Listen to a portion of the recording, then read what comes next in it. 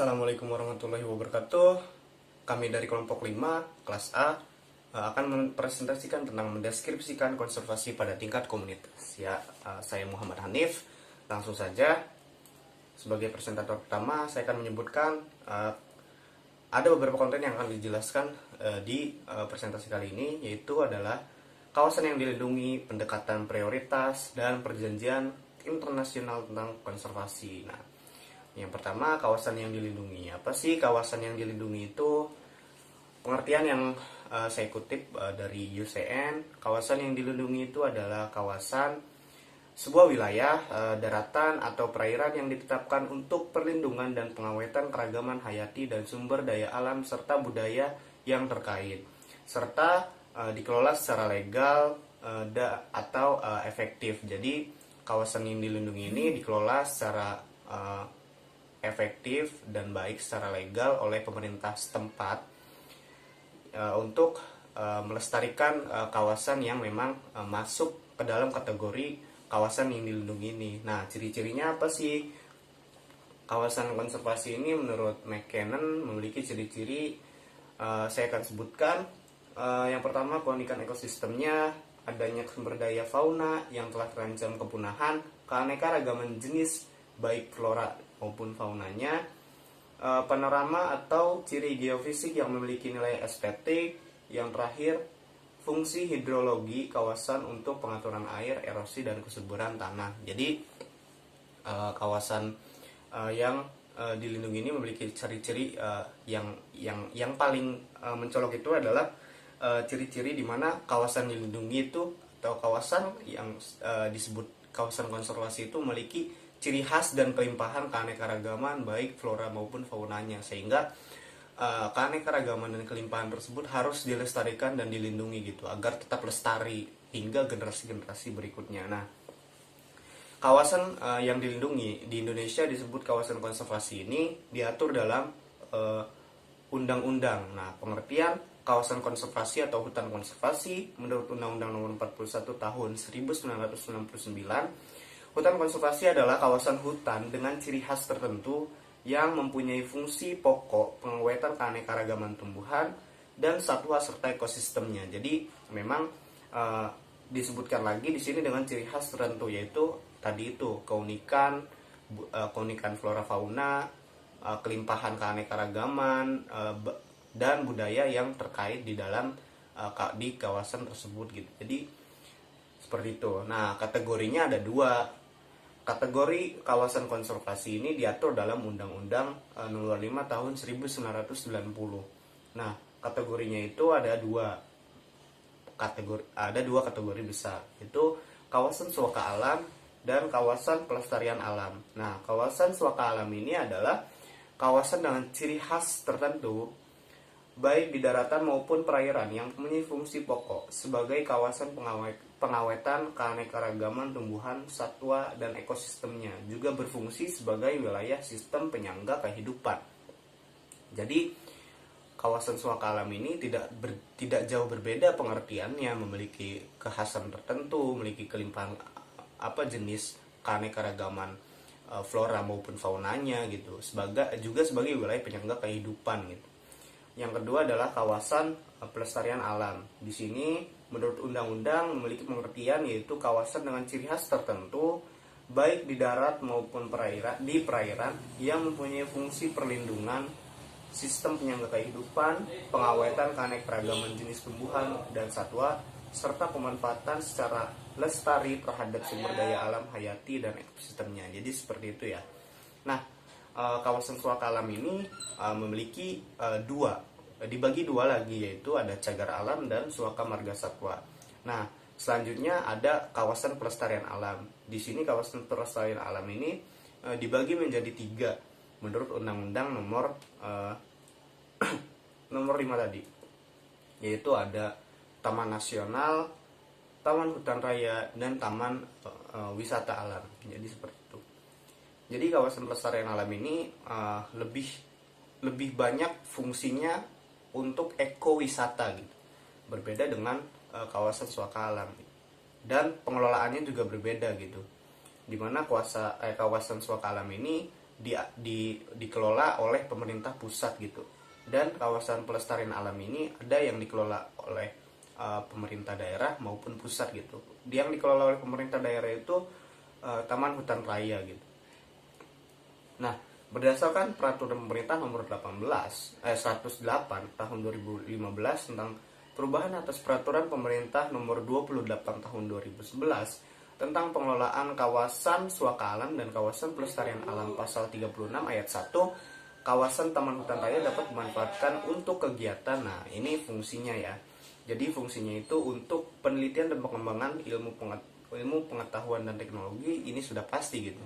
Di mana kawasan konservasi pasti dijadikan objek untuk pengembangan dan penelitian ilmu pengetahuan dan teknologi. Yang nomor 2 adalah peningkatan pendidikan dan peningkatkan kesadaran konservasi, itu untuk fungsi pendidikan dan menyadarkan masyarakat umum akan pentingnya konservasi. Yang nomor 3 itu koleksi kekayaan keanekaragaman hayati dengan tadi ya kelimpahan flora fauna tadi.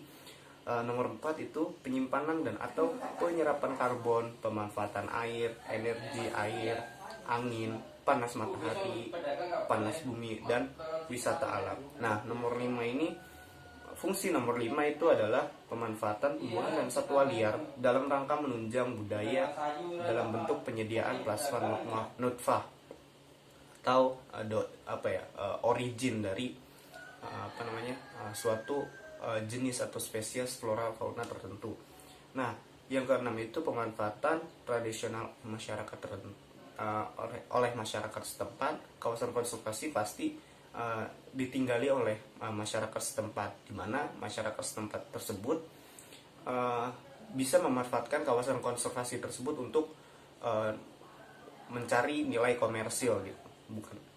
Bukan hanya itu, tetapi juga bisa mengenalkan budaya yang ada di wilayah tertentu gitu, wilayah konservasi tersebut gitu.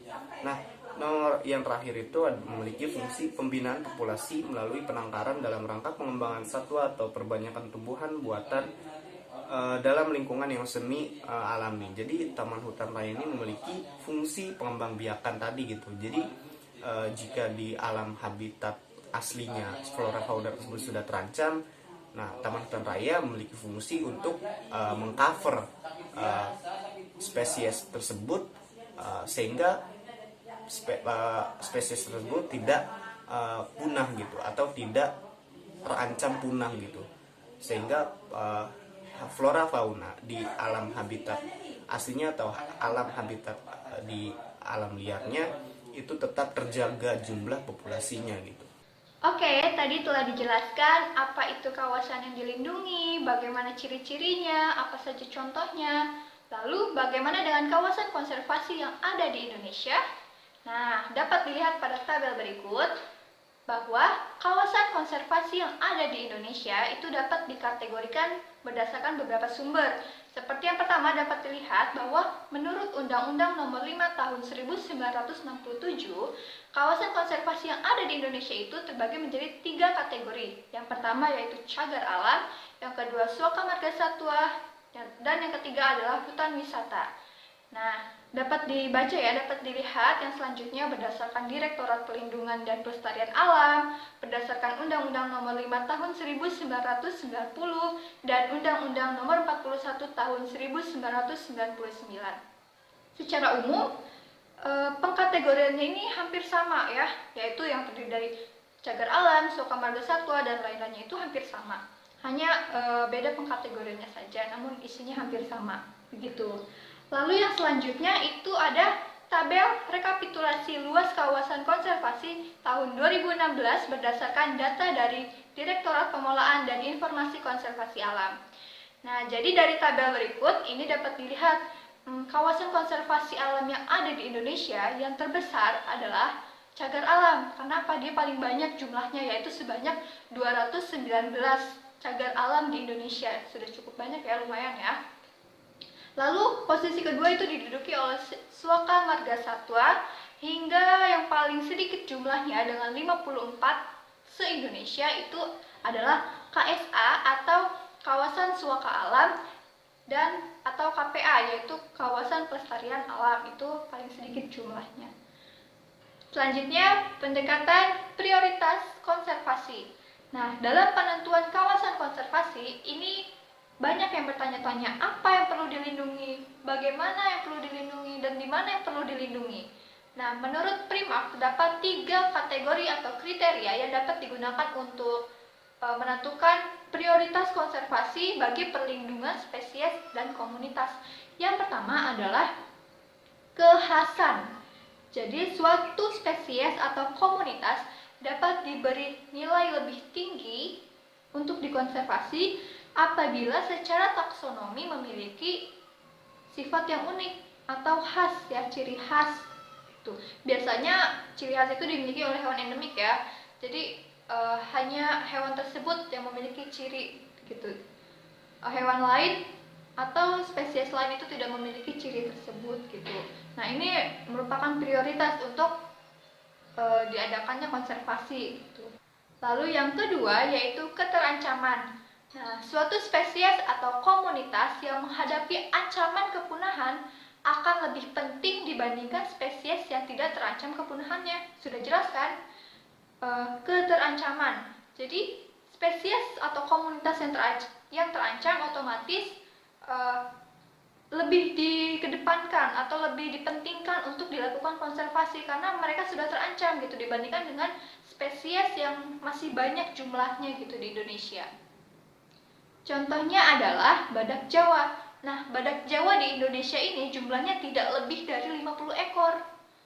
Dibandingkan dengan monyet beruk yang jumlahnya itu sekitar 500.000 ekor, otomatis badak Jawa akan lebih diprioritaskan untuk dikonservasikan dibandingkan dengan monyet beruk. Itu contohnya, yaitu keterancaman.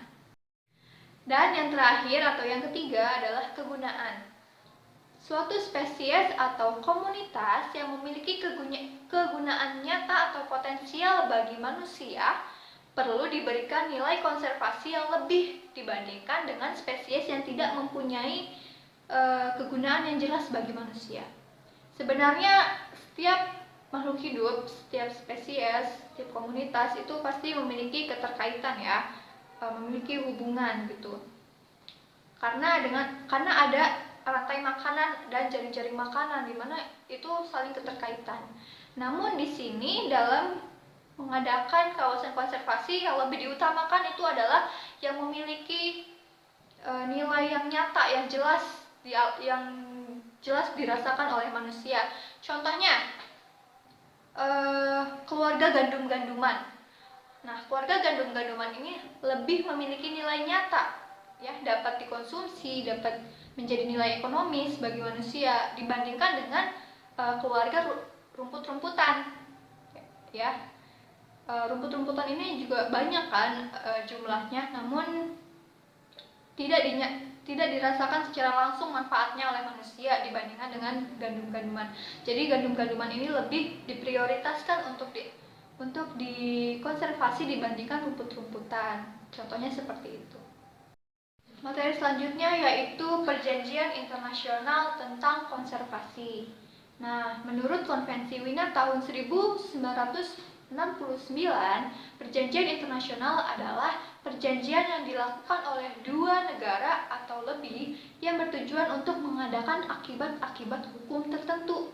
Jadi, kalau ada suatu kejadian sebab akibat itu dilakukan sebuah perjanjian internasional gitu.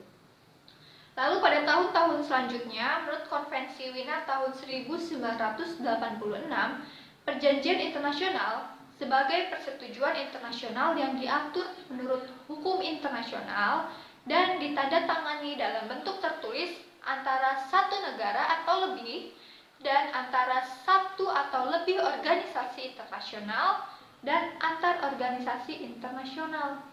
Jadi, perjanjian internasional tentang konservasi adalah perjanjian yang dilakukan sebagai persetujuan internasional yang diatur menurut hukum internasional dan disetujui oleh 2 negara atau lebih untuk kepentingan konservasi global.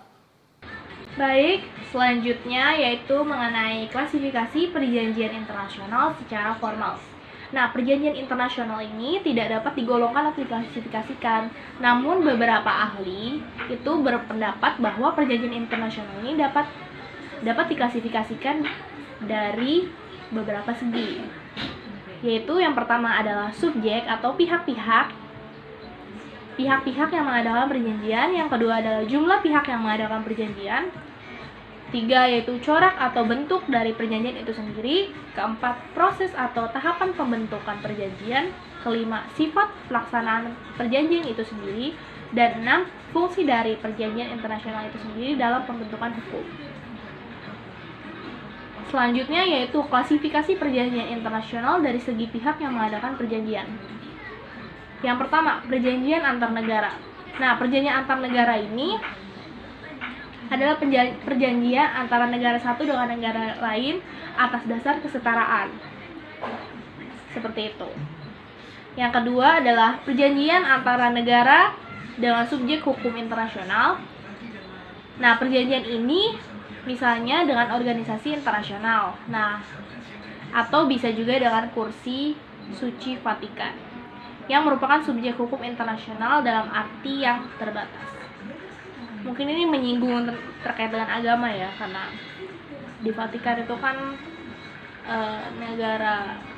negara kecil yang ibaratnya apa ya, kiblatnya orang Kristen gitu. Lalu ada perjanjian antara subjek hukum internasional lain selain negara satu sama lainnya. Nah, perjanjian khusus antara satu organisasi internasional lainnya ini misalnya ada beberapa negara yang tergabung di dalam sebuah organisasi internasional dengan organisasi internasional lain. Misalnya seperti IMF, terus juga bisa PBB juga bisa. Terus mungkin dan lainnya juga. Selanjutnya adalah klasifikasi perjanjian internasional ditinjau dari jumlah peserta yang mengadakan. Yang pertama itu ada perjanjian bilateral. Nah, perjanjian bilateral dan perjanjian multilateral ini mungkin sudah kalian pernah belajar juga di SMP atau di SMA. Nah, perjanjian bilateral ini perjanjian antara dua negara satu dengan negara lain. Jadi mereka melakukan perjanjian tertentu gitu. Misalnya Indonesia dengan China mengenai impor barang mungkin.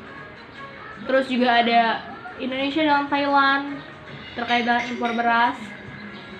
Nah, selanjutnya itu adalah perjanjian multilateral. Perjanjian multilateral ini perjanjian antara beberapa negara, yang artinya lebih dari 2 negara. Misalnya ASEAN nih, negara ASEAN atau Asia Tenggara.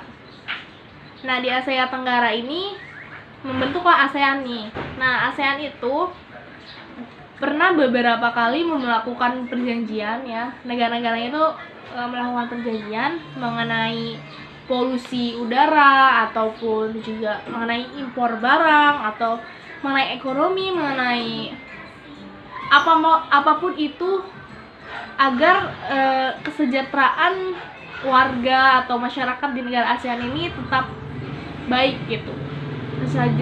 Kesejahteraan rakyatnya juga baik, seperti itu.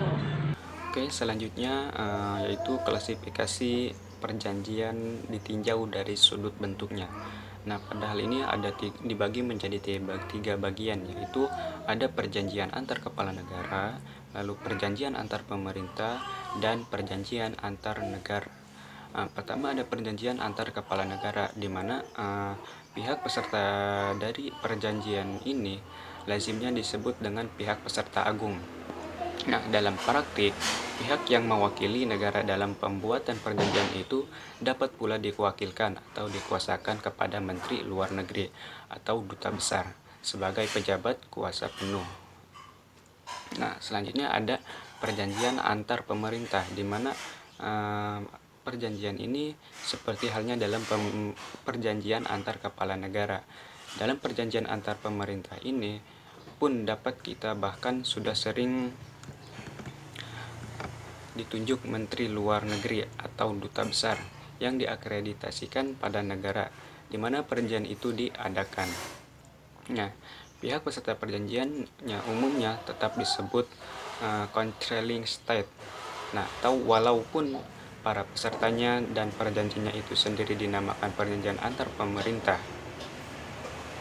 Lalu ada perjanjian antar negara. Di dalam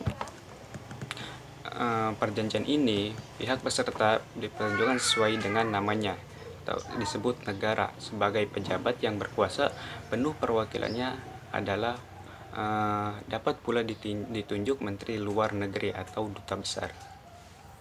Seperti perjanjian antara Indonesia dengan Malaysia. Oke, selanjutnya ada daftar perjanjian internasional tentang konservasi yang telah dilakukan, baik itu dalam antar negara, antar pemerintah ataupun kepala negara. Nah, ada beberapa perjanjian diantaranya, yaitu perjanjian Aarhus Convention of Access into Information, di mana partisipasi publik dalam pengambilan keputusan dan akses keadilan dalam masalah lingkungan yang dilakukan pada tahun 1998. Kemudian ada perjanjian kesepakatan tentang konservasi buang air migrasi Afrika Asia. Nah, kemudian ada perjanjian konservasi Alvin bersama dengan 9 protokolnya. Lalu ada perjanjian ASEAN tentang polusi asap lintas batas.